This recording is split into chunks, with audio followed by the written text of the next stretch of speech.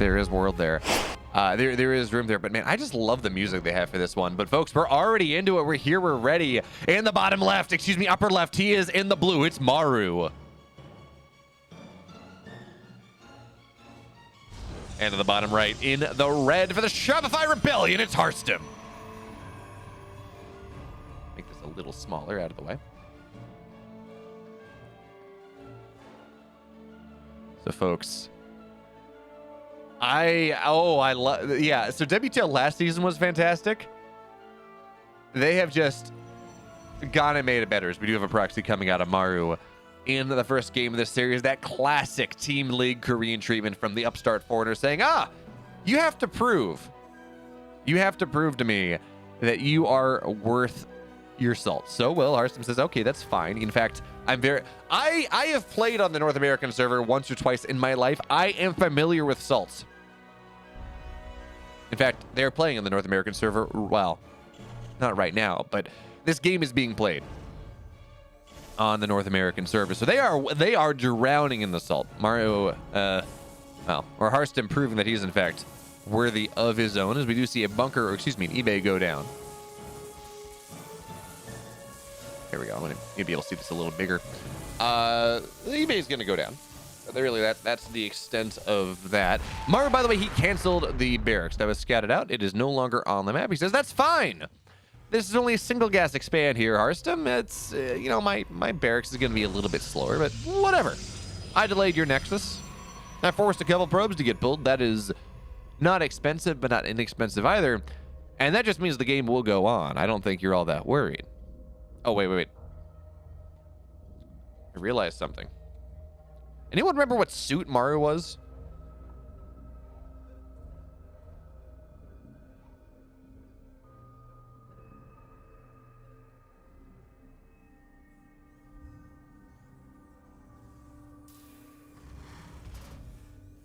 There we go. I have Maru. I don't have a Harstem card, unfortunately, but I do have Maru, and we're going to stick him. I don't know if this is even visible.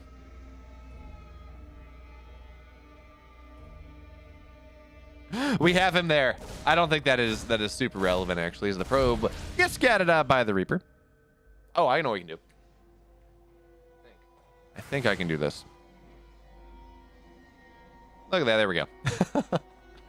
All right, but Harstem is going to go in and is going to try to scout out the fact that, yes, there is a natural. He needs to... Oh, he goes on the high ground. Where is the Reaper? I think Harstem should delay this command center. It was very... If he just shaded in the first time, that command center would have its SCV dead, and Harstem would be able to shut down the economy of Maru, but unfortunately he doesn't. And actually, that SCV was damaged, so it took a little bit more. It only took 2 shots instead of 3. But unfortunately, that is not what is happening. But the Adepts on the other side, they do deny mining from Maru for just a little bit. Meanwhile, of course, Maru is going... If we look at names, folks, it's almost October, therefore it's almost Halloween, as we will see probe go down. Maru's going to look for a second one, but shield batteries up, and the Adept goes on the low ground, as my bots just hit with every single rotated text at once. It's approaching October, which means we get to start talking about witchy things and fancy things like that.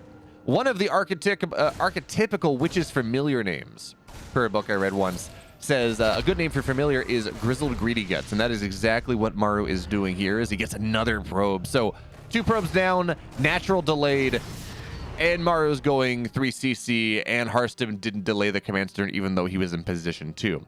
So Maru, again, Grizzled Greedy Guts, absolutely exploding on the map right now. Harstem went for a single Phoenix into really not much more, but he's adding 3 additional gateways and Blink behind this. So seeing that probe going out there tells me, okay, 3rd base. Rolo Tico, I have bracket turned off because... Oh, let me remove that. I'm sorry. I thought I removed that from the title. I don't have the bracket showing up because these games happened this morning, so WTL, the bracket's a spoiler. So if you want to get spoiled, you can just go to Team Liquid and take a look at the WTL bracket. But if you don't want to get spoiled, just hang around with me. I have no idea whether this is prescient or not, but, I enjoy my little No! Enjoy my little Maru card. You missed it. I finally got my WTL gift box from last season and opened it up, and it's got these really sick. I don't have auto zoom on right now, but it has these really sick player cards with some fantastic art, and I got some like nice card stock players trading cards that I'm absolutely bringing to Atlanta to get signed. But anyways, Harstem finds a bit of Maru's Marines on the map. Maru's Marines marauding. And they will all die, or at least most of them will die. So Harstem putting himself in a nice position here, and he's got a gateway on the map. Blink just about done. I don't know how many gateways he has. I know he has at least 4. So this pressure from Harstem is starting to look like it might be extremely effective. Stim is done, but combat shields and concussive shells are on the way. They're not there just yet. Biostim's forward, but Harstem blinks backward a little bit. Hasn't lost a single stalker just yet. SCVs have to get pulled, and again, Harstem, he's starting to lose some stalkers now, but Maru, his stim is just about done. So 6 SCVs die for, what was that, 2 stalkers, and it will be more gateways soon. Third base on the way now for Harstem, about halfway done. And this is just a single Phoenix. It's like Oracle into Blink, except it's a Phoenix instead. That's the idea. A little bit of map control, a little bit of high ground vision, a little bit tankier than an observer that just gets scans down and dies. Now Stalker's blink forward here. Maru not moving around to defend this, so the bunker is dead. Now SCVs are pulled very late in this engagement. But Maru stims forward. The Marauders, they're still a problem, and we do need to see Harstem knock those down. But he is kiting backwards, and the SCVs continuing to take significant damage. There's a medevac here now.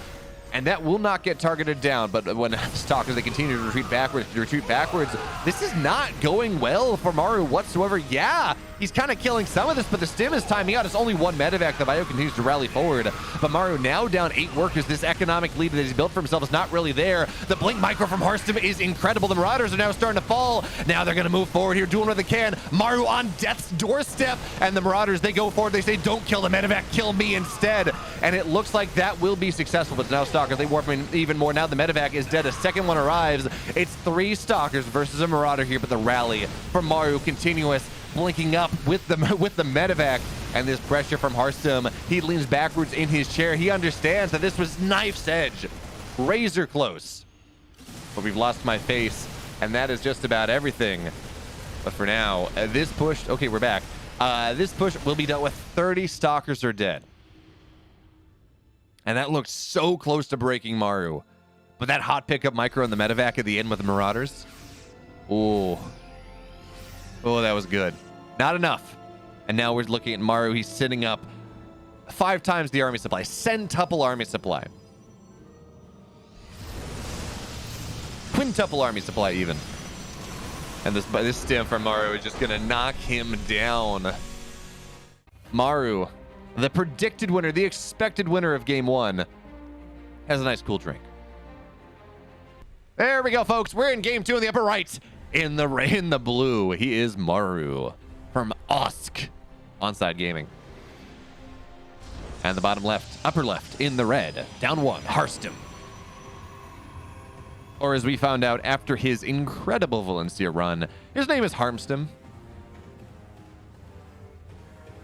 Whether he, harms his opponent's chances at winning games, or he harms your hopes and dreams of a year of Harstem, I don't really know. The answer is no, MW1832, no cheeky cannon rush. And it's interesting to see that this is Harstem's map pick. I guess this is this could be a couple things into for life, as it is a double gas opener. We can see right here, it does lead into more 1 Harstem. Yes, Harstem is actually an astronaut, and when he goes to Mars, his name is Marstem. But this setup, Marstem and Haru, exactly. But this setup here with a double gas, it does lead into a faster factory, a faster starport. It could be mine drops, cloaked mine drops, likely. It could be alien drops. We've seen Byun actually going for this into like a barracks double gas factory idea, like what you do in TVT. And he's been going for a single drop early with a couple Hellions. These games are not live Galgatine. They were played this morning. As I always do for WTL, I do a time-shifted broadcast. So WTL happened in the morning. That's great for a European audience. That's decent enough for yes, I am live Galgatine and in living color. wearing my new WTL shirt that is about a size too big. Unfortunate. Because the I misread the size chart. I thought it said that extra large was like an American large, and it's not. I should have gotten a large or a medium. But we do have, you know, Maru playing cards, so that's worth it.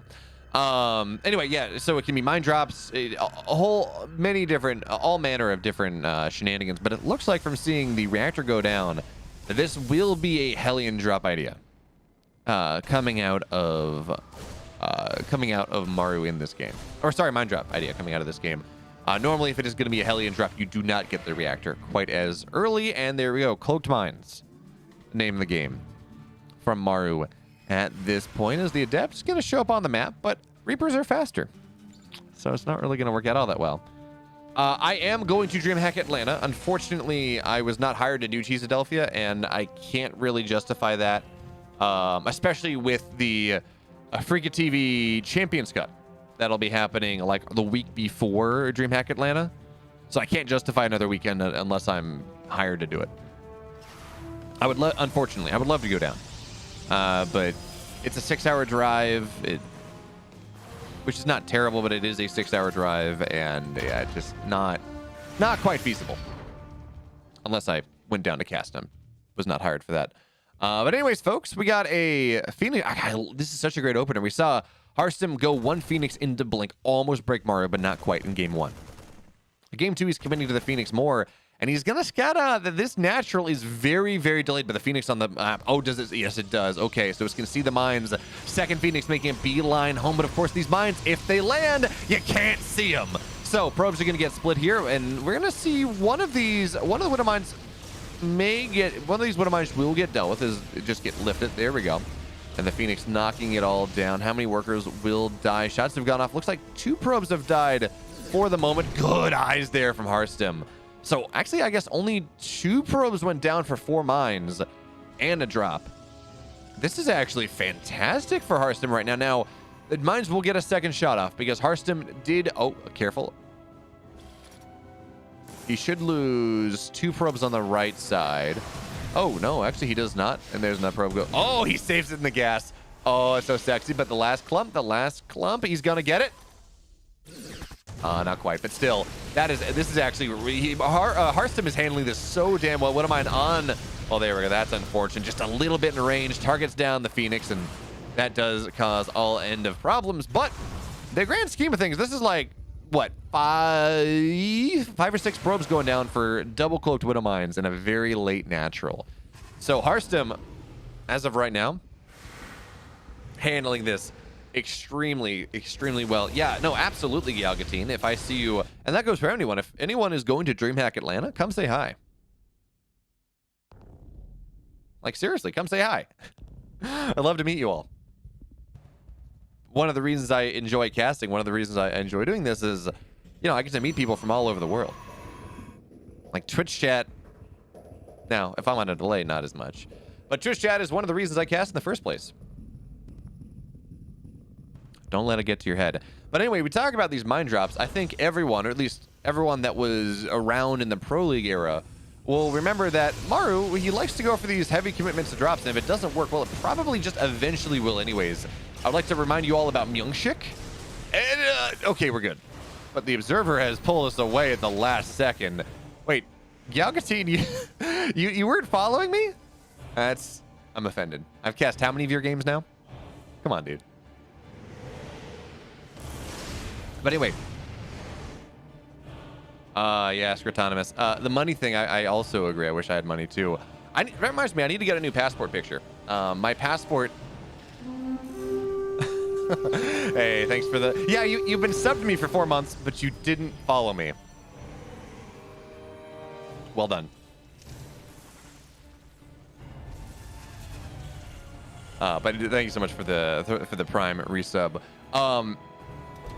Yeah, so my passport expires February of next year, so I need to go get a new passport picture and whatever. Luckily, DreamHack is local. Or not local. Yeah, that's fair, Galgatine. Yeah, but here's the thing. If I relentlessly flame my Twitch chat, they'd love me more. That's just how it works. I don't make the rules. Like, if I tell them not to follow me, then people follow me. So, folks, whatever you're doing, don't follow this channel. You just, you know, do not spite the streamer. There are so many Widow Mines on the map right now. But the Phoenix, they find a good avenue anyways. They get a Widow Mine down, and now this is just an absolutely blank mineral line here. Harstem, all of a sudden, he's up significantly in supply, and he just recalls immediately. He says, I see another mine drop coming in. I think he recalled to the main. Yeah, he's in the perfect position here. Harstem on top of every little bit of thing, not giving Maru that Myung Shik treatment. The whole, oh, well, you've lost 3 medevacs, 15 mines, 5 SCVs, but like that 6th medevac is going to do game-ending damage. No. Again, I don't cast these quite as seriously as I would do an EPT Cup because there's no delay, so I can talk to you all. I love it. Yeah, I got a vague offer to do a sponsored thing for TwitchCon, like as part of an organization I work with occasionally. But it was Raid Shadow Legends, so I'm sorry. I'm not staffing a booth for Raid Shadow Legends. I have professional integrity. But oh, Harstem, he knows just how good of a position he's in. He's adding double Stargate behind this. Carriers are on the way. He's got his 4th base. He's got his 5th base. Life is good now. If you're a player from Denmark who stands taller than I do and has over 100,000 followers on your YouTube channel, life is pretty good for you.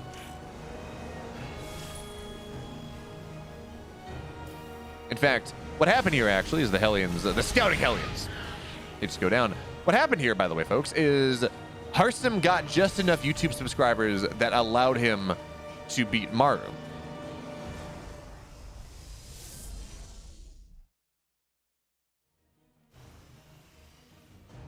Well, no, isn't Harstem's Dutch too, right?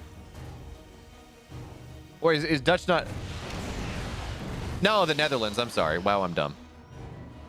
Danish is not Dutch. Hi, wow. Insert. Oh, good Widow Mine bait there. Insert. Wow, this uncultured American American caster doesn't even know geography. Wow, what are they even teaching these American schools? What an idiot.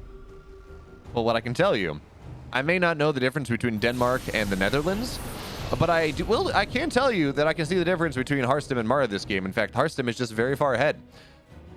As I'm sorry, we didn't talk about this. Maru is playing mech. I was so focused on the Widow Mine drops getting cleaned up and everything else. Maru is playing Sky Terran. Specifically, he's got 3 tanks on the way at a time. He's got that fusion core on the way. His bio, I don't know that he ever got into it. Yes, Cortonimus, I'm getting... Yeah, no, this is just mech. And now we're going to see the tanks move out here. Colossus are not the play. You just want a lot of... Oh, big disruptor shot. You just want a lot of disruptors to just feed the pain, and it means you can deal with the Widow Mines fairly well. I did not think that shot was going to land, and then it did. By the way, Maru, as our observer so wonderfully points out, has no idea that this is a Sky Terran or Sky Toss transition, but maybe. And actually, funnily enough, as we move into battlecruiser play, battlecruisers are really good against carriers. Because, yes, air orange, but do they eat them? And if you eat a Danish in Denmark, is it cannibalism? Hey, Billabong, ex-babe. Are you a talking pig in board shorts?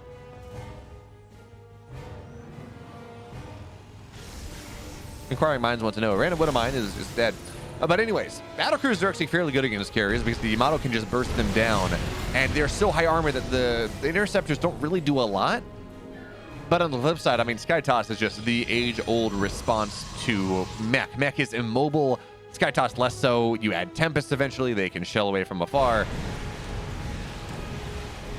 Yes, that's what I'm saying. If they eat Danishes in Denmark, is it cannibalism?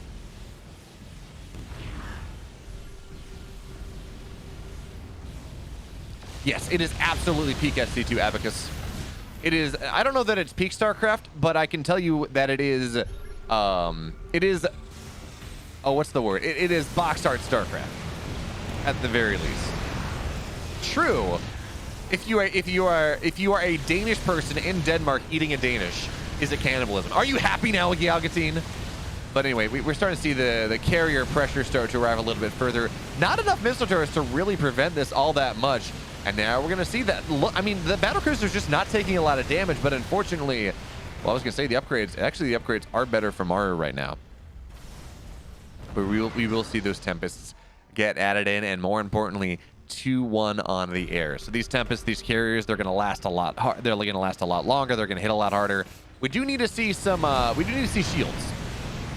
But other than that, I mean, this army from Harstem is just in a wonderful, wonderful spot. But the Yamato going down. We're going to see actually not double tapping the carriers properly, just getting a lot of damage onto all of them. Now the battle cruisers run forward, but that doesn't really work down. One battle cruiser dead. Second one is going to go down as well, and the teleport gets 2 of them out. But of course, the Hellbats on the bottom side, they're going to maybe knock this gold base down, but I don't really think it matters. As by the way, Harstem has mined out the back door. He has access to it. He's penetrated the main base of Maru through its back door, and that is just really uncomfortable for Maru. And now he's going to find his production is getting camped. So no more battle cruisers. Not really. The battle cruisers going to queue up that Yamato, but there's just not enough of them, and then they're not pairing their shots. So the carriers are not dying. Maru though is, as Harstem here, he's got a gun, and I think it's a banana. It's for scale, and he's going to eat it. And hey, wait. Harstem does not know that you open a banana from the bottom. Harstem, the great genius of Protoss play, opens it from the top. He attacked Maru through his base's back door, and he still opens the banana from the top. I don't know, folks. This is unacceptable. But folks, we're ready. In the bottom left, in the blue, he is for Onsyde. It is Solar. And the upper right, in the red, for the Rebellion, it's Byun. He's unstoppable. Adgatory. Yeah, Probe, we just talked about bananas and how excited the music made me. By the way, I would like to point out, and I know you can see this, but look at their like stylized WTL logos in the for the team logos. So in the top side where you can see the total team score, and then on the bottom, like the whole, they're going for like the whole, not even cyberpunk, but like crystalline punk, like crystal tech. I don't really know, whatever it is, but they have the Onsyde and the Shopify logos in that style, and it like WTL was fantastic last season, but they have really upped their game for this season, and I'm hoping it's because they're, the gift box that I just got. Selling things like that just really up their revenue to the point where they could support that. Yeah, see, I gotta say, I think Harstem's banana cannon was more powerful than Maru's Yamato cannons. I think you were correct in that one, Mr. Scritonimus.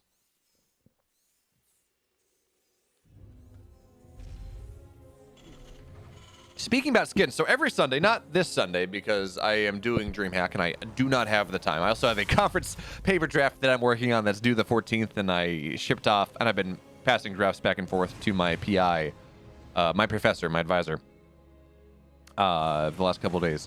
But most Sundays, or at least 2 Sundays a month, I'm trying. I have this YouTube series called Stormgate Sundays because I generally drops on a Sunday, where I talk about RTS theory and other things related to esports and video game, specifically Stormgate stuff. The one I dropped on Sunday is about battle passes and war chests, and please do, yeah, okay. So Solar will not lose a drone, but he gets very low on 2. Reaper dives in. Now this is a dead Reaper. One more shot. No. How long have we waited? The Reaper is in fact baited. Oh, we'll be fine. So yeah, about war chests and battle passes and things like that, what I want to see. And I think the big point of that, exclamation mark war chest, if you're curious, it's, I think I made a pretty good video. But the big thing, the big point I make is that I want to see third-party battle passes. Dota's compendiums did this briefly. It was tremendously successful, but I guess Dota decided it didn't make a lot of money compared to their own battle passes. But you had, say, the Dota Asia Championship was a $250,000 tournament that was turned into it's right above Endo for Life. I have 3 of them. I have one about Keystone units and why powerful units are good and desired, and powerful spellcasters are fine, but they can't. But it's about how rounded they are, how many archetypes they fill. So I talk about unit archetypes. I talk about keystone units that define the game state. So queens, ghosts, ravens, mothership core. I have one about map pools and why we need to have more maps in a map pool than the largest best of series is. So like best of 7 in a best of like 9 maps in a best of 7. And I talk about map archetypes and things. It's just a way to motivate that. They're all in a playlist on my YouTube. The most recent one is right there. The Scrotonomist just asked for ! War chest. As we will see now, an Overlord goes in looking for the scout. And also, I put up on top of Stormgate stuff on my YouTube. At least every other day, I put a VOD up in video up in 4K 60. And now that WTL is happening again, I'll fill the rest of it with WTL VOD. So every other day will be 4K 60 VOD, and every other day will be a WTL cast. How about that? You should subscribe! YouTube. We need to talk about this game now, because I've been distracted long enough. Looks like Byun has his third base just about done. 3 CC play, which makes sense. On Waterfall, paradoxically, it's a map you want to be greedy on, because it actually is about 2 seconds longer, natural to natural, than Moondance is. So it's not even the shortest map in the pool, and because the map has so few bases, you want to get a high percentage of them quickly, because this is a very Terran favored map as the game goes late. The Zerg just runs out of bases. And there's the link again. There we go. But for now, we do have Byun doing Byun things. He has his, okay, there we go. Did not forget his attack upgrades. Byun loves to have one upgrade, but not the other. So either get armor upgrades or attack upgrades and kind of forget the second. But that's not going to happen in this game as the queens run forward. This Liberator, it's low, and I mean, it just takes so many shots to kill an Overlord. It's like, what, 7 Liberators, I think, is, no, it's 3? You'd think I would know this because I play Zerg, but rarely do I have to worry about massive quantities of Liberators to kill my mutas. But it's like 3 or 4, I think, lives to kill mutas one shot. I forget. Anyways, lair halfway done for Solar, which is a pretty late lair, but Baneling Nest is going to time out rather nicely, so Baneling speed should not be super duper late. And really, despite everything, the creep of Byun has not done the best job of curtailing this creep spread. We've definitely seen Solar get punished hard with his creep spread in GSL, for example, in that Bunny series on Monday. In other things, in DreamHack or in EPT Cups, there was a Solar versus Gumiho series that was pretty nice, and we saw Gumiho do a good job of that. I mean, Kubels, I have definitely lost things to Liberators in the air, but that's because I'm bad. Yes, at the pro level, days of Liberators killing anything in the air. Okay, there's the one exception.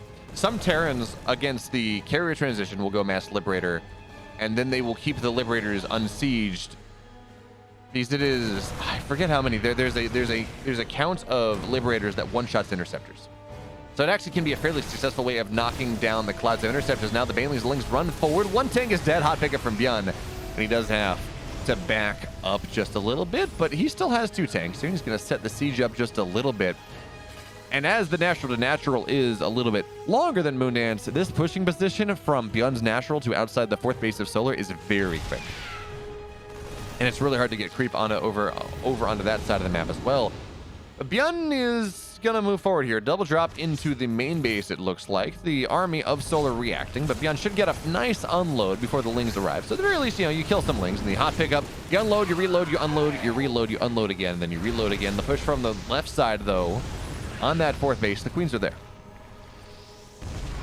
I think it's 12 actually is the lane, which seems like is the number that's in my head, but that seems too many. There's like 10 or 12 Liberators to just one-shot the Interceptor cloud. Look at this flank the Solar's getting set up here. He's got a nice pick on the reinforcements, but again, Byun keeps his tanks alive. And look at this positioning. Now, on the one hand, tank spreads are always interesting. Because on the one hand, and I hold that thought, we got a big Ling run by, but Byun, he's going to close the wall down, so it should be fine. He's reminding Solar that good walls do, in fact, make good neighbors. But it's always interesting. Do you want to clump your tanks? Because then it means that they do more consistent damage. Do you want to spread them? So even as the Ling Flood comes in, you still have most of your tanks firing. It's not always the easiest decision to make, but Byun has been able to shove in now. So they have about 20 army supply. He's got to drop in the main base. This reinforcement, or this run by from Solar, now getting on top of his reinforcements, but Solar does lose his 4th base. So it's a 3-base Terran versus a 3-base Zerg. But now the Lings seem to be finding the mineral line. Do we have any Banelings with this? We don't, not really. Solar needs to turn around, though. Find this stimmed bio. 17 SCVs have fallen. Solar making the best of a bad situation. But it is still a bad situation. You never want to lose a 4th base like that. And more importantly, actually, no. His 4th base is up. I thought that 4th base was a little slow in starting, but it's fine. And more importantly, Byun has neglected his 2-2. Not only has he neglected his 2-2, not only has he, there we go. So he's neglected his 2-2 for quite a while. But more importantly, kind of forgot his +2 attack even after got his armor. So Solar is going to be on a 2 upgrade advantage for quite a while. On a decent, not massive, but decent economic advantage for quite a while. This stim in from Byun. Solar's just not ready for it. Not at all. 7, 8, 9, 10 workers will hit the deck. Byun targeting the hatch down. Is he going to get it? Oh, he just sticks around just a little bit too long. Does not get the hatch. Match transfuses keep things alive. And a run by on the other side. Looks like it was Banes. 4 SCVs go down and 1 more Baneling there. Maybe there was a Baneling drop. I'm not sure. But whatever it was, 1 more Baneling would have killed inordinate amounts of Banes. There we go. Dropping on top of the Queens will not work. In fact, it's just the sacrifice of a medevac, and now Solar rapidly finding a way back into this game. And you got to be careful with that. The addition of this Hellbat actually makes this push so dicey. But there we go. Good Baneling connections. You just hear all the Marines die. Beyond, though, he's carved out this position on the left side of the map. Baneling. There we go. Beyond not microing that one, so they die. Carved out this position where Solar's 4th base once was, with the tanks and the Marines. That is going to be damn difficult, if not impossible, for Solar to break out, or for Solar to break down.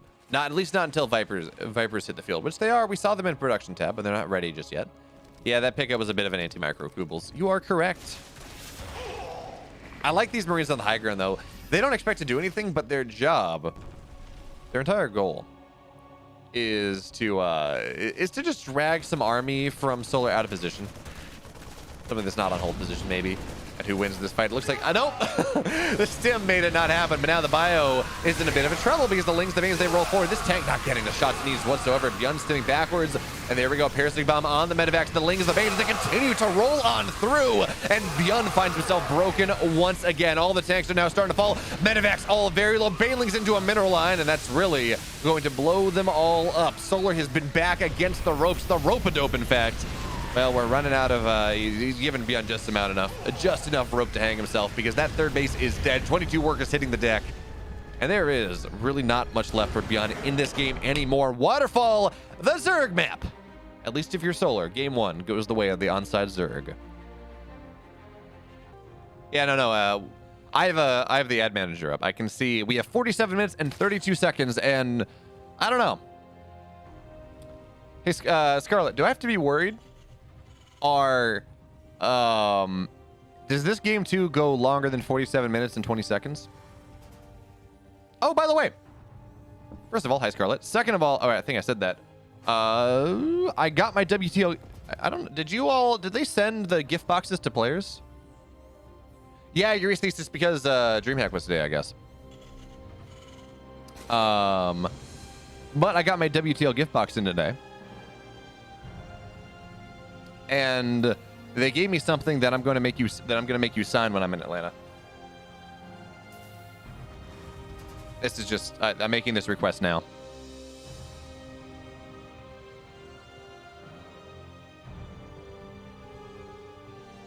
But pull out of its sleeve. I need to get. I think I need to get these framed.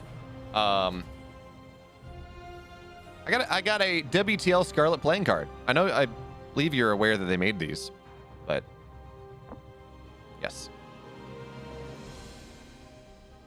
So if you're amenable, I'm gonna ask you to sign this because I think it's kind of cool. Although to my great sadness, because I'm finally getting all my StarCraft paraphernalia. You know, for sure, let's be real, StarCraft is more important. But anyway, to my great chagrin, I finally got my signed mousepad from Red Bull Battlegrounds DC 2014. I got literally everyone there, but literally everyone but Scarlett to sign it.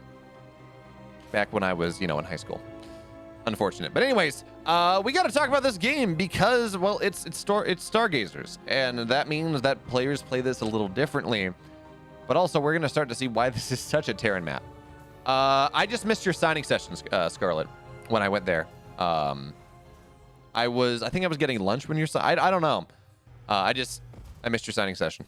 It was unfortunate, but the fun thing about that tournament, they did a esports industry panel the night before, and I couldn't go, but my brother went up, and it's what convinced my dad that esports was actually a thing. Scarlett, I think I've told you this story, but you're the reason I got into StarCraft in the first place when your run WCS 2013 summer into the season finals. So, by definition, most favorite, not least favorite. But anyway, so there was this panel, and Sean Plott, Day 9, was there. And my brother goes up to talk to him afterwards and asks him a couple questions. This was when Day 9 was massive in the StarCraft scene. And of course, Sean was his normal, fantastic, wonderful self. But he goes up and talks to him. And then Day 9 was doing something. I forget exactly what it was, day 1 of the tournament. My dad did come up. Because I'm from the DC area, so we just hopped on the metro. We drove out to the metro station and went. And Preston goes up to Sean. I think he had a signing session or something, maybe. And Sean remembered Preston's name. So he goes on, "Oh, hi, Preston." And then he saw my dad. It's like, "Oh, it's so great that you support your son in this." And that plus seeing that this was a thing that you could lose, and it was just not like a dopamine factory, like my dad thinks all modern games are. It sold my dad on esports, and now he's okay with it. So, I know we didn't talk to you, to Scarlett, back in 2014. Well, see, here's right. In fairness, I grew up in rural Virginia, so I'm not. I live actually in a rural place. I wish there was better public transit where I live, but I grew up in I grew up amongst farms. We have to drive to the closest metro station to where I live. It's about a 45-minute drive. And Bruce Thrillist, thank you so much for the follow. Anyways, we gotta, you know what? I've been spent so long talking about what was probably the best in-person tournament experience that has happened in StarCraft 2, and I just happened to be there. And the only tournament I've ever been to. This game is going apace. We do have Byun, excuse me. He has the 3rd command center done, but it looks like we will see a 3cc stimmed Hellbat push, or you can't stim Hellbats, but 3cc stimmed by a Hellbat timing coming out of Byun here. We have the armory halfway done, stim just about done, plenty Marines, plenty more Hellions. Do we have medevacs? I'm imagining so. Oh, okay, I saw the Lings on the map, but I was assuming this was just a reaction from Solar, but Solar wants to go for the Baneling bust here. This is how Solar beat Max Packs in the finals of EBT North America 5 days ago. Lings and Banes just at the time where Max Packs was not expecting it. But stim is done. There are a decent amount of Hellions here, lining them all up, trying to get the Lings, but they got to kite backwards. They got to run away. I think these SCVs, they're just about worth it, but you got to run back here. Got to get the concave. The Banelings, they're going to do what they can. We're going to see the supply depot go down, but this is just not working here for Solar whatsoever. Byun he just needs one map win, really, because I believe that Scarlet Rex series should be pretty good. Only 3 SCVs go down. Byun holds this easily. But there are more rounds where that came from. But the Hellions have not died. Byun continues to pump them out. And the Hellions, they shred the Lings. There's just not a lot of damage here in this army for Solar. And he's droning out of it now. He says, okay, this didn't work. I got Evo Chambers on the way. Lair halfway done. but he's just behind. He's tremendously far behind. Frost Bixern, I am live. The games were played this morning.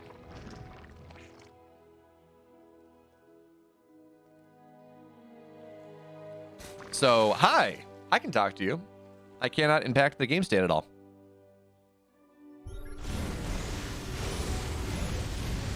Yes, the games were played this morning. I'm casting off the VOD. WTL happens somewhere between 6 and 8 in the morning. I always recast these at a time that is actually nice for North American audiences. So I don't know that I can do tomorrow or Sunday because I'm doing DreamHack B-Stream all day, or the next two weekends because I'm doing B-Stream. But for right now, I'm doing this, and once DreamHack is over, well, I'll be doing it even more consistently. So should be aware of that one. It might be a little later on Sundays because I have my Ultimate Frisbee League. Anyways, aliens, lanes, they come crashing forward. These Hubbats, they don't really get much. They do some damage. They do some significant damage to the hatchery, but that seems to be just about it. And actually, no. Okay, Solar gives a little bit of clemency because he says, you know, they're just two Hubbats. What damage can they do? And the answer is actually nothing. Maybe they're gonna kill some orbs. Exactly.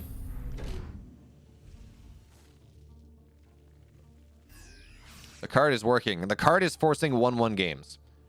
So what we're gonna do is I'm not gonna put Scarlett's card up on the boom for the third series because we don't want to jinx a 1-1. Although, I mean, the games have already happened, so do as you will. By the way, folks, as we wait for this push from Byun to happen in earnest, by the way, again, for getting +1 or +2 attack, Byun, please get both of your upgrades. You kind of have the money for it. I certainly has the money for it now. If you're watching from Team Liquid, please do me a favor. Go to twitch.tv/Behemoth. Embedded views don't count on my push to partner. It's only views on twitch.tv/Behemoth that count from Twitch's perspective, which is obnoxious and annoying, but so it goes. But here comes the push from Byun on the bottom left. And this is why the map can get very good for Zerg in the mid game. It's much like Golden Wall, where you just go and you push through the bottom side so far away from your base. It takes so long for reinforcements to arrive. But remember, Thatch took a little bit of damage earlier. There's now the hot pickup there on the Marines. You're going to have to run backwards. But the push here, it's somewhat committed.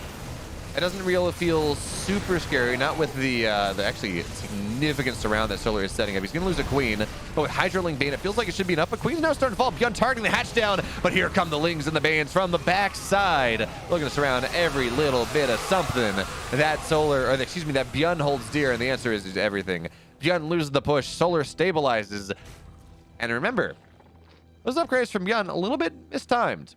Granted, Solar, his +2 attack is also very delayed, or his +1 range if that's the option that he decides to go for.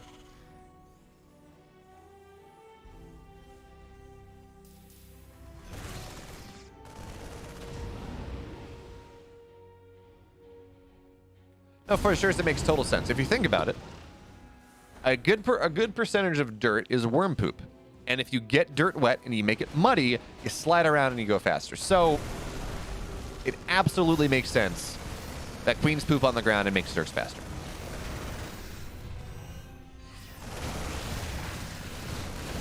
But this pressure from Byun really is not going to get all that much done. We do need to start to see Byun move into the state of the game where he is being more multi-pronged. Pressure on the north, pressure on the south, dropping everywhere. Because I don't feel like right now, probably not until 3-3 is done, I don't think that Byun is going to be super successful in just a full straight up attack. Solar has done too good of a job developing a script spread, which, by the way, over 50% of the map, it is truly evil. He's got his 5 bases set up. The bottom left is not really pushable. The middle is, and that's where we can often see Zergs start to fall apart in this map. That or the bottom left. So Byun has not, in fact, he's taken the pocket fourth, not the linear one. So he really is not expanding his position on the map further and further down, which can be a problem because we do see Solar right now taking the gold base. The gold base can be very hard for the Zerg to take. And the Zerg has to take it. They have to hold on to it. Just with how the game goes, there are only 6 bases. 7th if we include the gold. 7 if we include the gold. 6 bases on the map. Zerg one, for Zerg to be happy late game, they want to be 7-8. So it is so important that a Zerg is able to take that bottom gold, mine out at over 50% of it.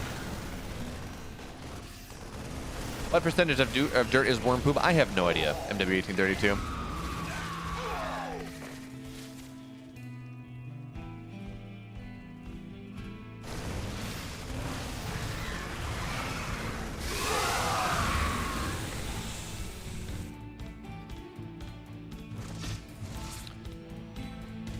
This drop is not... Oh, okay. Hydras need to kill that. Or Vipers need to... Okay, fine. Looks like for now, this drop will not be dealt with. There's actually Solar was Solar mining out the... I think Solar was mining out the minerals.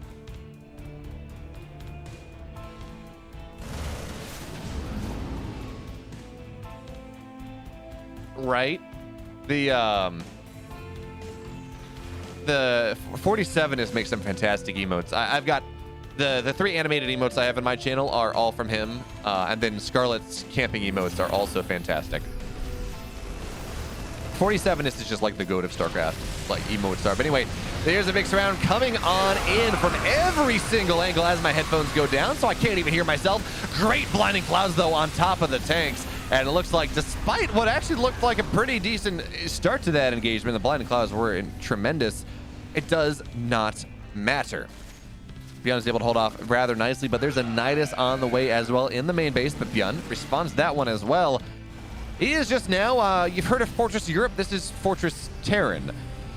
These 5 bases from Byun do not look like they will be dealt with all that easily whatsoever. He's got his 5th base now, and I would love to be able to hear myself, so let's, do the hot swap.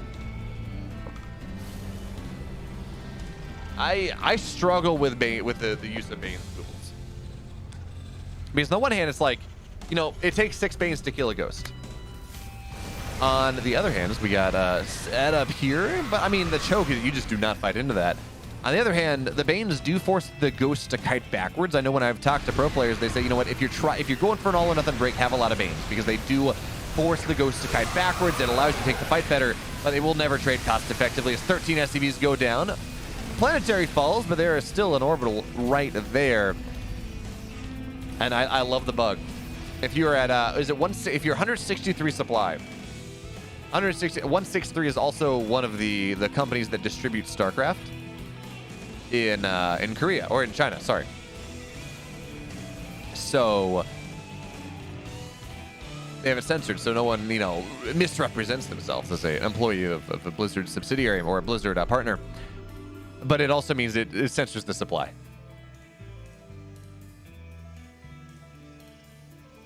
Anyways, folks, what we got to talk about, though, is the fact that I've been vocal about talking about how Zergs need to take bases from the Terrans in these split map scenarios when you still have the map control to do it. But Stargazers does not ever feel like a map that you can take the bottom right from the Terran. It's just too close to the Terran base, too far away from the Zerg. But Solar is certainly attempting that.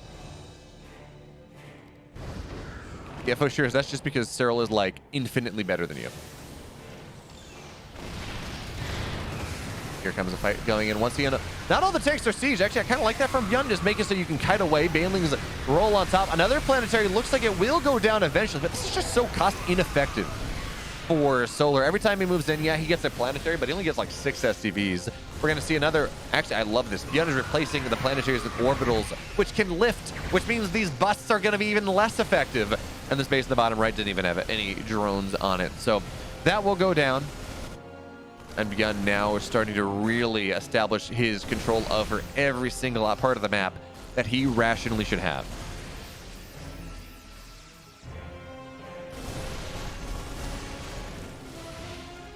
Yeah, so not going to be able to keep it up. But we do... Okay, how many orbitals does Byun have? Solar got 5 Marines from that fight. Oofta.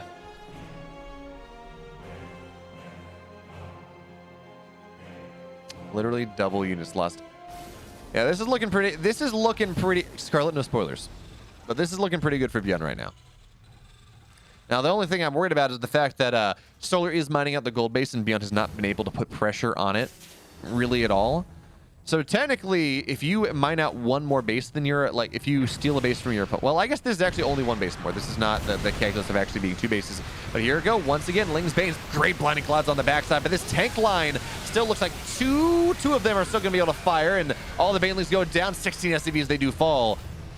But it's 16 SCVs. When you can build 3, 4, 5, 6 of them at a time, who cares? Back in the game, we get the music to really get ourselves situated here into the actual StarCraft music. Okay. He needs the Behemoth class battle cruiser, or what's the like the really big battle cruiser? Anyway, we have a bunch of lurkers here on the north side, and actually, I mean, yeah, this shouldn't get a lot done. Ghost snipes are here. There is detection from the missile turret. It really is fine, although you don't want to rally a little bit too far forward. It looks like a drop showed up into Solar's pocket base, but Spores, good units, knocked the medevac down, I'm assuming. Hercules, maybe. +3 mech attack, just about done for Byun. I would love to see mech armor as well. He's got one of it, but really just round out your upgrades, right? That's kind of what we want to see, is we will now see these lurkers. I feel like lurkers are just a trap in late game anyways. When the game goes this long, when you have the amount of tanks and ghosts that Byun has, just lurkers are a trap. Lurkers are not really what you want. You just want, really, I do like the caveman Zerg style that Solar is going for. Gorgon class, okay. Although Hercules is the transport, but Herc was a unit that was broken in the, was that the Legacy beta? That would go and they would leap into the fray and do splash damage and just explode Lings all over the place. The Gorgon class. It's so, the architect, the design of that battlecruiser is so ugly it turns his enemies to stone. Got it.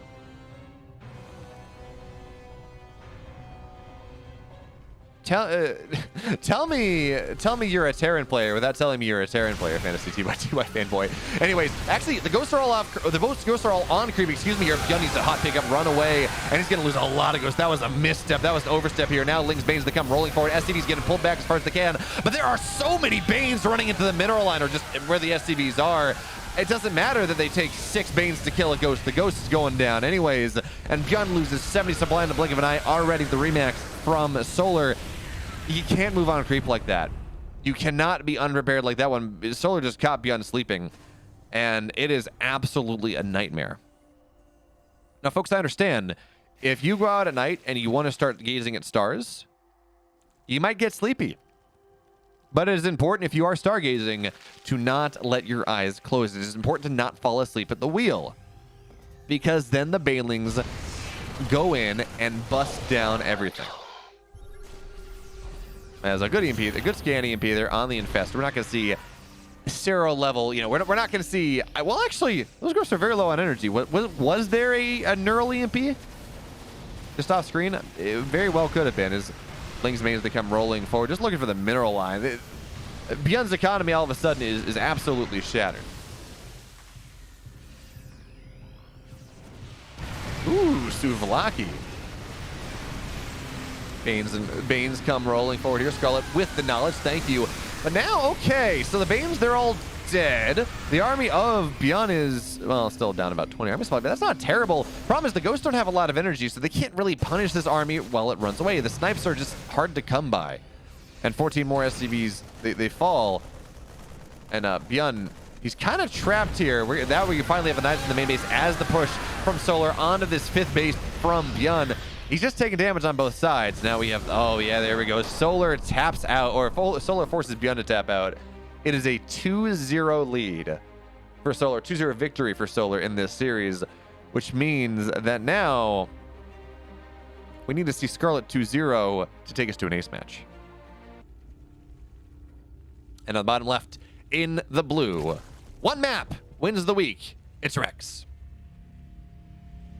And in the upper right, in the red, she is for the Rebellion. She's got a 2-0. Let's take us to an ace match. It's Scarlett. Yeah, nice get it right.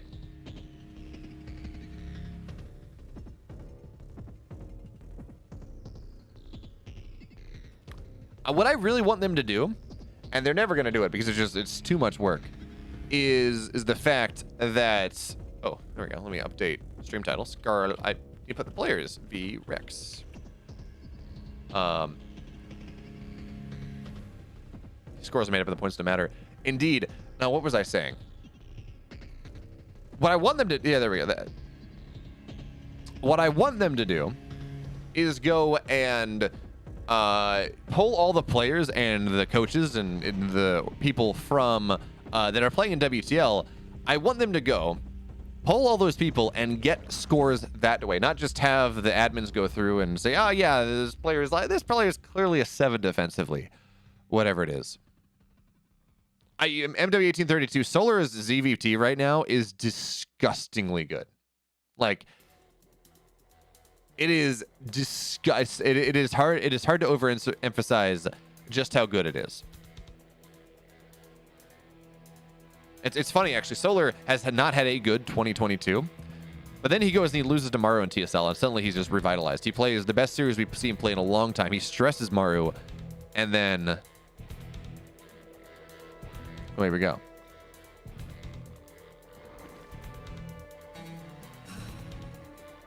Yeah, it's unfortunate. He's looked so good everywhere but the GSL. Actually, here's my question. Because my brother just texted me. He asked me if I've seen something. Is he watching right now? I'm told Mario, he just texted me and asked me if I've seen Mario Cure Game 1. I assume from this morning or from yesterday morning. But I'm not caught up on the GSL, unfortunately. It's very, very sad.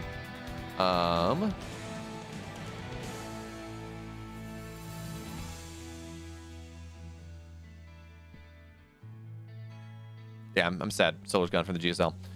But okay, what do we got here? We need to talk about this. There's a lot of stuff that happens in a ZVZ early, but nothing really this time.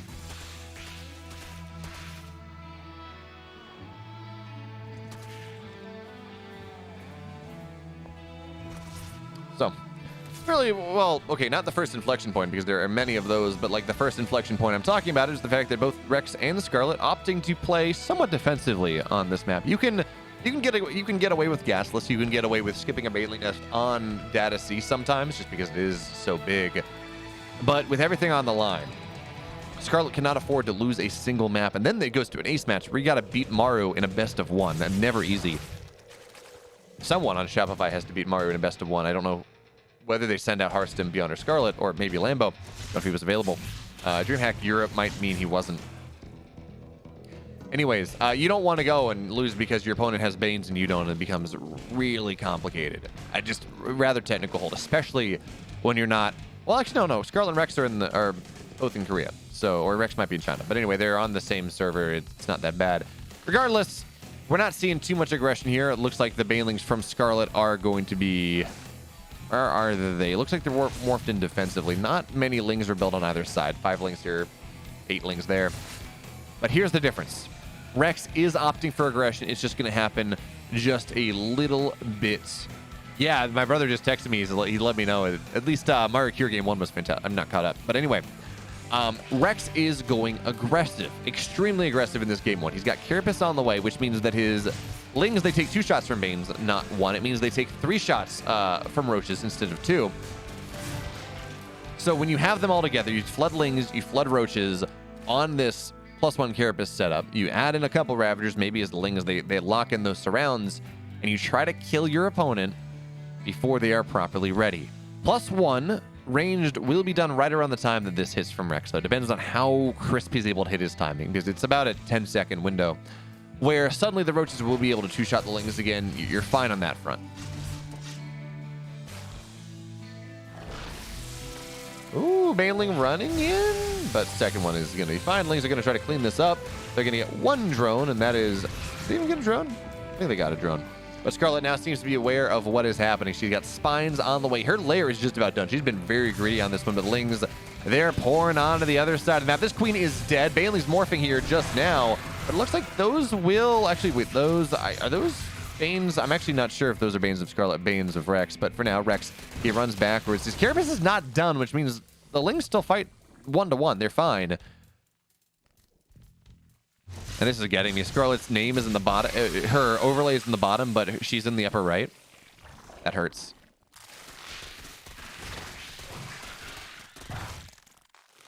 Yeah, I'm looking at a much bigger screen, so it's kind of pixelated for me. But anyway, here comes the push from Rex. Actually, both spawns are done. More and more roaches on the way. They do have +1, so they they 2-shot lings. That makes life very nice. Baneling's now running into the middle line. Scarlett, a late pull on that one, but the Banes don't connect. They say, we need to kill your army, not your economy. 4 workers have died right now. The Banes now come rolling forward here for Scarlett. They trundle forward. They do a lot of damage. Now the roaches, they mop this up. The roach speed about halfway done. The supply of Scarlett is just too damn strong. And the tech of Scarlett is just going to be better as this game continues. Attack upgrades versus carapace upgrades for the roaches, it's just infinitely better. It scales so much better. You take 1 damage off, but you just add more damage there. And with how overkill on roaches works, you do want the attack upgrades. So lings are going to look for a bit of a surround, and again, it's a lot of lings versus not a lot of roaches. They can do that. But Rex is desperately trying to get an army up. He's desperately trying to get ready for this. He has +1 ranged on the way. It's not anywhere near being done. And the roaches of Scarlett, they will now arrive. Yes, the 4th base gets canceled, but I'm not sure how much that matters. Scarlett now, she's sitting here up about 20, 30 army supply, and most of it is in production for Rex. Unfortunately, if it's in production, it is not fighting for you. Now the queens, they start to fall. Now Scarlett got to cut backwards a little bit, fighting just the... Oh, this is great. She's just fighting the lings. The roaches, she's away from them. Roach speed means that they cannot engage, not unless she wants them to. So now the lings are dead. Now the concave superior for the roaches once again. Scarlett cleans it all up. And she has one of the 2 games that she needs to make sure that this goes to an ace match. Roughly equal skill levels is in the upper left, in the blue. Again, he just needs 1 map, is Rex.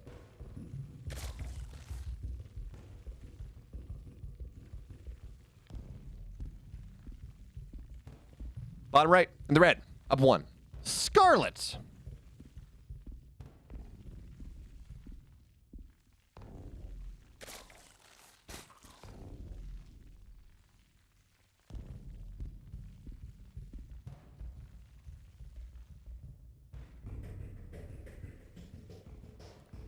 Man, I made dinner, but I'm still hungry. And I'm very sad because well, first of all, I had a cookie today. So, fun story. So I go to Dartmouth, right? I'm a graduate student. I'm getting my PhD. If you're curious about the research I'm doing, exclamation mark research in the chat. But, I do that. And as I'm also involved in student government, there's a lot of stuff going on. I was asked to go and take part in this photo shoot for, that's why I had the button-down shirt before I put this overly large WTL shirt on. Because I did not realize that an extra large was in fact actually an extra large. But anyway, that's why I was on in the button-down. And I was to this photo shoot to update the recruitment materials for Dartmouth. Like, hey, come here, grad students, we're cool.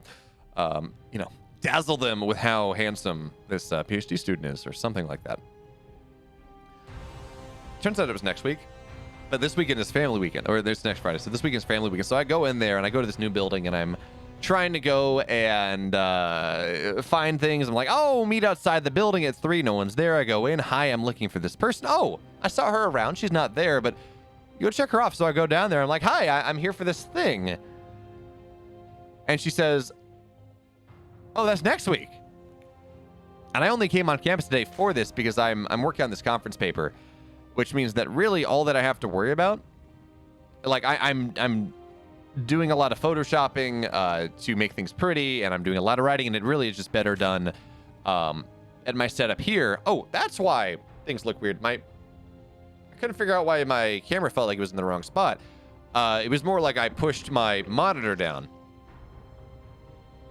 I was not picked for diversity, Blue Hair Critic. I was picked because I volunteered, and I'm the co-president of the graduate student or the engineering graduate student government.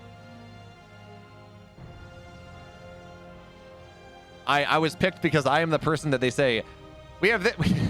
I am the person that they are diverse against. Right.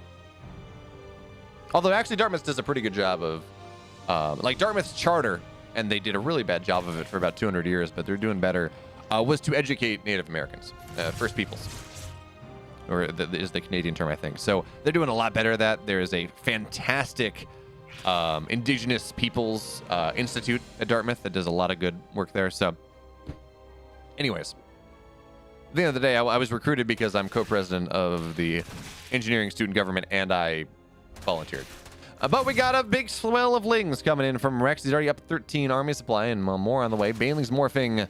Where are the Banelings morphing? Okay, they're morphing at home, actually. Interesting. Expected to see those on the other side of the map. But again, Rex just got a lot of lings on the map here. Keep an eye on his production tab. Is he going to build drums? The answer is no. Scarlett, though, she's got to scout this out. She does have Carapace on the way. She survives long enough, and this is great. But that's just a decent amount of investment into things that do not matter right now. Roachhorn halfway done, but it seems like she has sniffed this one out. More and more lings on the production tab. Does she have a Baneling nest, though? We don't see any Banelings on the way just yet. But honestly, if she survives to roach timing, she should be fine. Good target fire there on the Banes. They're going to all go down. And Scarlett now holds this one pretty easily.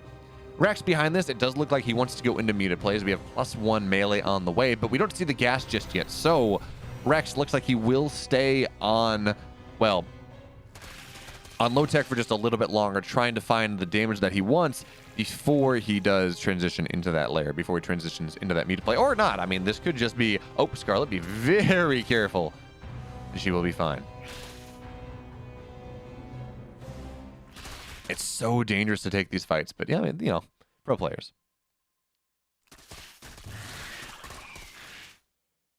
Okay, well, there we go. Baneling will get a fantastic connection. Scarlett, her Carapace upgrade not quite done, but she's got a lot of roaches on the way behind this one. So Baneling's doing a great job actually zoning the lings out here, so it means the queens will start to fall, but now roaches, here they come. They arrive. Baneling, Carapace done very, very soon. 12 seconds. And we're going to see Scarlett, I think, just push across the map. She's held this pressure extremely, extremely well. Yeah, but then for sure, so if I went to Cornell, I could not be a voice crying alone in the wilderness, which is just fantastic because that's Dartmouth's motto, and it's literally what I'm doing right now. But here come the roaches from Scarlett. And this is a push that is going to be difficult indeed for us, for Rex to stop here. Good splits there from Scarlett, making sure that the Banes don't get the two big connections, and now as they arrive, I mean, they're +1 Carapace lings. Yes, the lings of Rex now +1 melee, but that's the second part of the fight. Scarlett now going for the surround here, moving forward, and it's 58 army supply to 8. Rex has been absolutely walloped here in game 1, game 2 as well. Scarlett, all the credit in the world to her, did a fantastic job of making those hold happen. And now, folks, as it always has to happen, as the format forces us towards, we got an ace match on the way. In the upper left, the ace of Onsyde, it's Solar.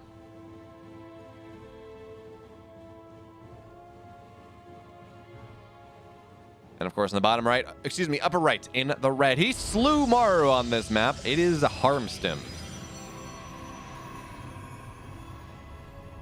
See, here's the thing, Ography. That picture, Harstem is trying to fluster you by just how relentlessly attractive he is in that picture. And then you're just gonna forget. You get all sweaty. Your fingers get sticky. You can't hit the keyboard properly. It's a problem. It's unmanageable. So Harstem doing what Harstem does best. Now, according to Scarlett, now this was back in Valencia. Actually, Scarlett, curious on your ranking of North American Protoss players versus Zerg, North American PvZ, back before Valencia, you told me Harstem and Neeb were 1 and 2. Is that still the case? Where do you rank the foreign Protoss meta right now?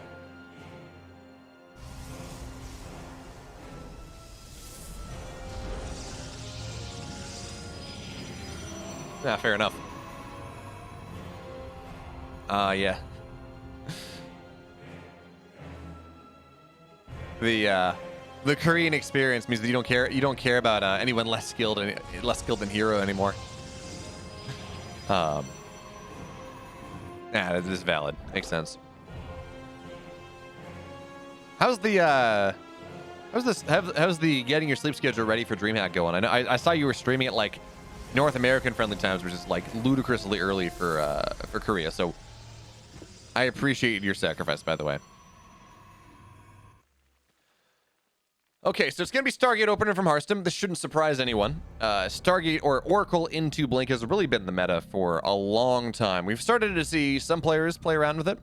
We saw the inkling of that on it was the inside and out map of Hero versus Dark in Valencia. Fantastic. I think your sleep schedule is probably healthier than mine is. I am locked into the like go to bed at 2 in the morning, wake up at 9:30 life, and I probably shouldn't. DreamHack Atlanta online regionals starts next week, for sure. But anyway, so we saw the first inklings of Hero going for more charge lot idea. Astray's been doing a lot of this, where you kind of open with the Oracle anyways, but you take less gas, you go like 8-gate charge, get like 2 Archons. And it is a fantastic response. It is a fantastic response to the standard hold that actually was something that Scarlett was pioneering, the 50 drones, 50 lings, or just these really ling heavy styles. Scriptonomous feels bad. Looks like Solar did see that there was a... honestly, this third base is not even... It was 3:30, so not insanely early, but on the earlier side of things as the Oracle dives in. But Queen's doing a great job of zoning. One thing that Solar does often, that we've often seen him punished by, is this idea of greed. I mean, really, we see a laser do it as well, where we are seeing Zergs try to really skimp on spores. And more often than not, it feels like the hero level Protoss players just punish him massively. They say, oh yeah, that's nice, it's cute. And then they dive and they get 10 drones and the Zerg is behind. But Solar, he was able to get away with it. Now he has spores down. And with only a single forge going down behind this, it looks like this will be +1 blink. So at like 640 timing-ish on blink and +1 at the same time. Not the extremely greedy double forge. Who was it that I saw do that recently? I've seen players messing around with. Which, of course, it's much more defensive. It's much more turtly. And against a player like a really modern Zerg play, I don't really like that. One of the reasons I like the Swarm Toss style, the Hero style, whatever you want to call it, is the fact that it forces the Zerg to react, and it forces them to react early. Yeah, Triple Oracle is pretty... Oh, okay. Shame on Bayo, I didn't count the gases. I saw the Forged in Twilight timing, and I was assuming it was just blink +1. No. Charge going to be on the way. Robo as well, which is necessary. If you're going Hero style, you don't get the Robo because it's just a bunch of blink stalkers, and they're more maneuverable on the map. You're not trying to trade them out. You're just trying to trade their shields out. So you don't really expect to lose them. The reinforcement's a little cleaner. But you do need a Warp Prism. You very much do need a Warp Prism to warp in more Zealots in from this build that Harstem is going for. Now, Baneling Nest is 2/3 of the way done. +1 melee, 2/3 of the way done. Question, though, is whether Solar will be ready for it, whether he will have those Banelings ready to defend against the might of masses of Lings and of Banes. And yeah, this Solar is going for Aspire, which is just fantastic against this build that Harstem has gone for. There's no anti-air. I mean, there are some Stalkers, sure, but there's no blink. There's no, I mean, yes, there's a Stargate, but there's nothing important out of it. I mean, Icy Chill, but that was a fantastic series. So, and they're teammates. You can't get too mad there, Icy Chill. Now, third base or fourth base, excuse me, on the way for Harstem. Charge just about done. +1 just about done. Normally, you want to see the push happening as this arrives, but Harstem, I guess, feels like he's been scouted out. Ooh. Did he see the Spire? Where is the Spire? He's adding Phoenix +1 air.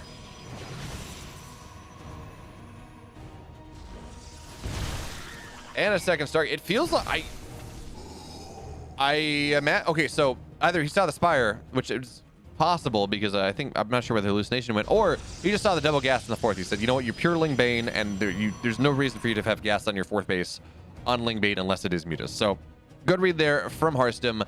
He has +1 air on the way. It's going to be a little ways off. He's starting to Chrono Phoenix out. And the fact that he's building Phoenix before the mutas arrive is just wonderful for Harstem. It's still not easy to hold on. Oh, what a timing there on the observers. Harstem has he knows exactly when the timing is. Like, this is fantastic for the captain. Now, it doesn't mean he's going to win the game, but at the very least, he has all the information he needs to put himself in a good position in this game. As Oracle's going to find a lot of lings. They get shot on down with tremendous prejudice. Now the mutas, they're going to try to find these oracles. One will get loaded with a shield battery. Yes, we do, and there's a cannon as well, so the mutas can't get too close. And notice what Harstem's doing. He's holding on to the mutas until right now, as they're gonna not move too far away. You gotta be very careful of the muta turnaround. And now the question is this something that Harstem or that Solar commits to more than this? It looks like that answer is no. Like, he got his 10-12 mutas, and he said, this is fine, this is my harass. Harstem is committing to anti-muta pressure significantly. He's got double Stargate, he's got a fleet beacon on down, +1 air. This is starting to feel like a bit of an overcommitment, but now we're seeing some corruptors go down, and Harstem is just shredding all the mutas in the sky. Fantastic moves there from the captain as he shepherds, as he pilots his opponent back into his side of the map. And now there's pressure coming from Harstem. Yes, it is down about 20 army supply, but make no mistake about it. Charizard Archon Phoenix against Lingbane Muta is very, very good. The Banes are going to come crashing on, and they don't want to break the wall, though. It's not really worthwhile. As again, the Mutas will just evaporate here. So the run by from Solar is finding absolutely nothing until it will at the end of the day, but good Stalker Warpins. Even still, they will go down. Shield Battery Overcharge popped just a little bit too late, and the probes, there's nowhere for them to go. 12 workers go down, and honestly, that was well handled by Harstem. 12 workers go down, he loses a pylon, but that could have been so much worse. And now carriers are on the way, and in Pulse Crystals as well, to make these Phoenix actually able to fight the Corruptors, especially with this +1. I didn't like the position that Harstem was in for a while, but it feels pretty good for him right now. Especially as it's going to be Broodlords from Solar. Broodlords against Charizard Archon, incredible. Absolutely incredible. Broodlords against carriers? Oh, good stasis. Broodlords against carriers are just not what you want.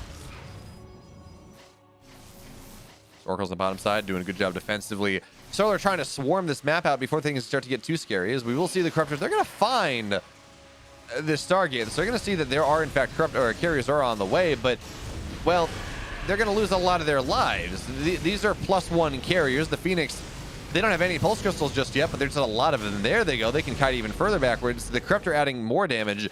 Yeah, you lose the Stargate. That can be rebuilt. There are already already 2 of them on the map right now. The Archons got to kite their way backwards just a little bit as the army finds its way southwards, but there's just not enough anti-air here. So this army from Solar will eventually get dealt with.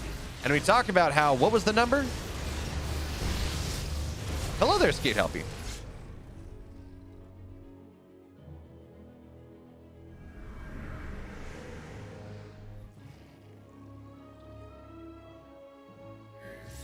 What was it, 7 and 26 in maps that that Solar is ahead, or 26 and 7, I think, in maps that Solar was ahead Harstem? Well, I mean, Harstem's looking very good in this series. Now, of course, as more Corruptors get added in, the Phoenix, they start to struggle a little bit, but Stasis Trap? No. Solar does a good job of dodging that. You're always got to be a little careful there, but here comes the fight once again. There's so many Archons, though. Lings find their way into him, and find their way through the wall, but the cannon is just fighting them right now. Banelings make nothing here whatsoever. Carriers shred the Lings pretty well as well, so the Lings do not represent all that much of a threat. And Harstem, his supply doesn't move. The supply of Harstem from Solar, falls pretty tremendously. Now, the Phoenix, they can't really fight this. But he's moving some Archons onto the Corruptors, and it works out very well indeed. These Lings just... There's a shield battery. The Zealots have +2. It's not pretty. 6 and 24. Thank you, Ogrefade. I'm the stats man. Do.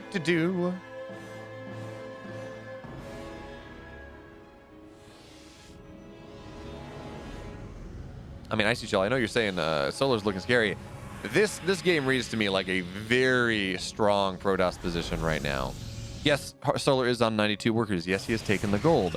Yes, his crew spread is good.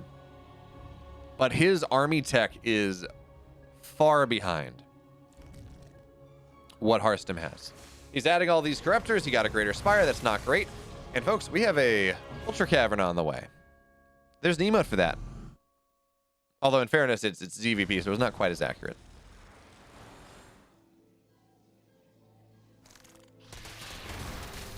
Yes, there we go.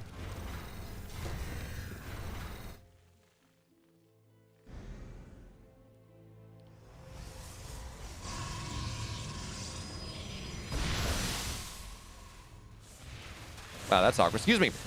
We have the push on the bottom side. That's the one that Harstem is going to react to. He doesn't need his 5th base right now. He's still solidly on 4 bases, but the Corruptor's got to be... They're starting to get a little more ornery, but not one carrier. Oh, Solar. You could have had a carrier there, my friend. Meanwhile, the gold bases, Zealots have found that out, so... Circus workers go down, but far more importantly is the fact that it has been scouted out here. As the army of Harstem now approaching max out, now approaching +3 attack. Storm for good measure. Adding in, it's got +2 armor, +3 ground attack on the way as well. This army, oh, good roach snipe there. That guy actually got a bunch of high tempo. I don't know that there's any storm in this army for Harstem anymore. So he may not be able to make this happen. Yes, you do, Scarlett.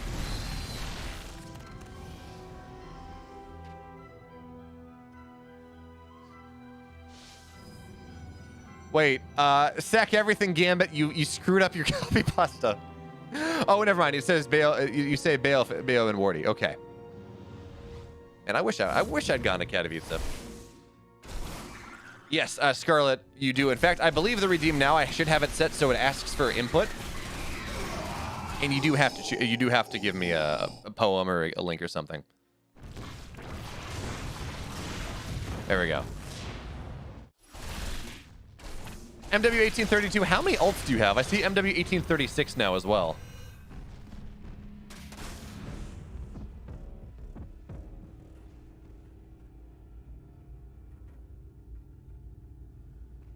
No. Bacana Proto, don't delete that. I appreciate the copy pastas as long as they're not getting two out of it. And no, I'm not doing Paradise Lost. You all are horrible people if you want me to do that, but oh, big storm there on the Corruptors. Banes go forward. Actually, the High Templar, they're all going down, but the Archon's on top of the Corruptors. They're shredding them here. And Harstem, he's going to hold this one very easily indeed. He loses the High Templars. That's expensive. But he gets his 5th base up. And more importantly, the Corruptors got an Archon range. You can't do that.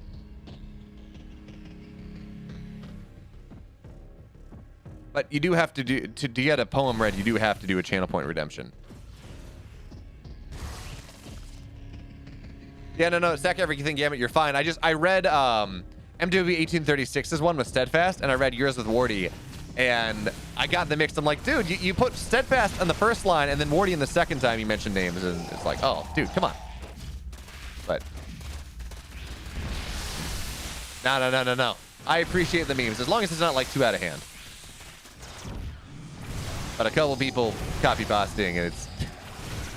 I don't have problems here, but now Harstem's a little bit dangerous on the map. The Archon's starting to go down. Where are our Storms? Storm number 1 going down. Archon's there under the carriers looking for their shots. Only 2 carriers remain. This is getting a little bit dicey here for Harstem, but remember, there's a lot of stuff on the ground, and that is... I don't know how much... That is, what, 30-ish supply of Corruptors in the air that do not fight Archons and do not fight charge lots until they morph into Broodlords. And there's enough of, I think, of a buffer here as those big Banley shots knock down all the Zealots. There's enough of a buffer that these should be able to pop on out here. So Harstem has been in a great spot, but this army, I don't like that. I don't like it being on the map right now. It's only 1 carrier, and there's just enough anti-air. The army of Harstem falls, and we can see him just look to the left a little bit. Looks very sad indeed. He looks very sad indeed. It was looking very good for the man, but he made the mistake of moving out. And now he cannot reinforce nearly as well. We're going to see the Lings, the Ultras, the Broodlords come streaming across the map. It's going to be hard for him now to take this 5th base.